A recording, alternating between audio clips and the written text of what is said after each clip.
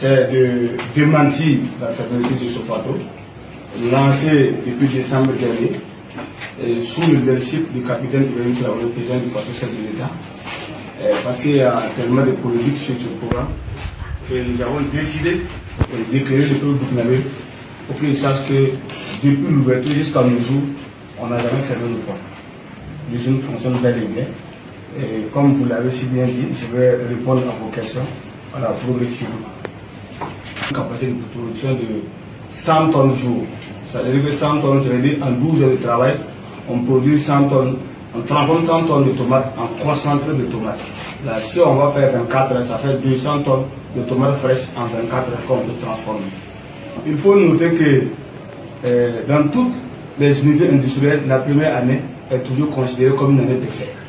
Il faut calibrer, il faut réajuster. Et il y a beaucoup de difficultés. Actuellement, nous pouvons dire que nous travaillons à peine parce que tout ce qu'on gagne, il faut réinvestir. Il faut adapter les équipements à l'environnement actuel. Alors c'est important. Donc ça veut dire à chaque fois, quand vous regardez, nous avons acquis du matériel roulant, c'est pour s'adapter à l'environnement. Donc ça fait qu'il y a beaucoup de difficultés, mais nous avons un défi de souveraineté qui doit nous permettre de pouvoir maintenir l'usine là, parce que comme on le dit, ça a un enjeu national, parce que le reste du monde regarde l'usine Sofato. Donc c'est pour vous dire que les premières années là, c'est pour réajuster les machines, adapter ça à l'environnement actuel, au contexte actuel. Donc il y a tellement de difficultés, mais nous tenons bon jusqu'à présent, nous rendons grâce à Dieu que nous n'avons jamais fermé pendant une heure de temps. Il y a eu effectivement ce qu'il a dit, c'est vrai, parce que nous avons envoyé un point focal au centre nord, à Kaya. Et ils ont dit qu'ils ont une convention avec un pays voisin, où ils ravitaillent les pays voisins et ils ne peuvent pas nous vendre leurs tomates. Donc on a replié, on est revenu à Congo-Ci, c'est ça là-bas, acheter la tomate. Ils peuvent témoigner parce qu'ils ont une fêtière de producteurs de tomates là-bas. Ils ont dit qu'ils ont une convention avec un pays voisin où eux ils ravitaillent les pays voisins et ils ne peuvent pas nous vendre. Donc nous on a replié, on est venu s'installer à Congo-Ci. Pour dire vrai, tellement on fait le concentré, on met dans les fûts, et à chaque fois c'est les fûts qu'on reprend pour conditionner, pour mettre dans les boîtes. Voilà, donc on n'a pas pu dénommer ça avec exactitude, mais actuellement ce que nous avons peut nous permettre de travailler jusqu'à la prochaine campagne de la tomate fraîche. Donc c'est pour vous rassurer au peuple burkinabé, aux consommateurs, qu'il n'y aura pas de rupture.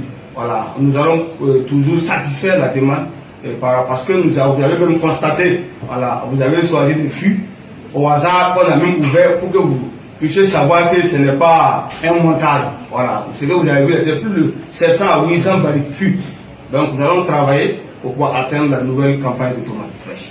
De Sofato, c'est la question la plus pertinente. Et ce que le peuple doit savoir, c'est que nous produisons ici, c'est 100% naturel. 100% naturel. C'est uniquement le sel que nous mettons et un conservant que nous mettons. Nous ne mettons pas de farine, nous ne mettons pas d'autres produits dedans. Mais si le peuple burkinabé veut que nous on puisse faire un produit moins cher, on peut faire la boîte de 850 et la vendre à 500 francs. Ceux qui nous ont vendu des équipements nous ont proposé un système de conditionnement qui peut nous créer 1000% de bénéfices. Mais nous sommes des Burkinabés. Nous disons toujours que la fortune c'est la baraka. Nous n'allons pas empoisonner nos confrères, notre peuple burkinabé, et parce que nous voulons faire un profit. Non, notre conscience va nous gronder. Et c'est en cela que nous faisons 100% tomates.